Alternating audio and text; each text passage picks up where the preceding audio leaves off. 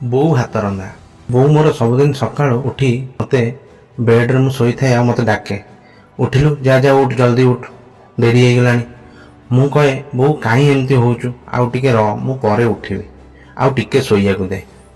କିନ୍ତୁ ବୋଉ ମୋତେ କହେ ନାଇଁ ନାଇଁ ନାଇଁ, ତୁ ଜଲ୍ଦି ଉଠିଯା, ତୋ ପେଟ ଗରମ ହେଇଯିବ, ମୁଁ ସୁଜି ଉପମା କରିଛି, ତୁ ଟିକେ ଖାଇଦେବୁ।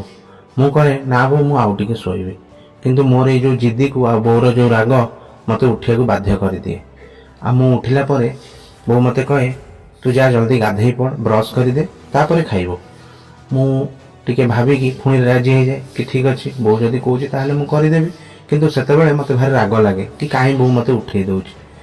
କିନ୍ତୁ କିଛି ଦିନ ଗଲା ପରେ ଯେତେବେଳେ ମୁଁ ହଷ୍ଟେଲ ପଳେଇ ଆସିଲି, ମୁଁ ଜାଣିପାରିଲି ବୋଉର ହାତରନ୍ଧା ଖାଇବା ଆଉ ତା'ର ସ୍ୱାଦ ଆଉ ସେ ଅମୃତ କ'ଣ।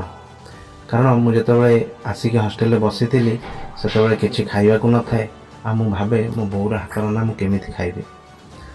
ତ ତା'ର ମୂଲ୍ୟଟା ମୁଁ ସେଇ ଟାଇମ୍ରେ ବୁଝିପାରିଲି ଯେତେବେଳେ ମୋତେ ନିଜେ ରାନ୍ଧି ଖାଇବାକୁ ପଡ଼ିଲା।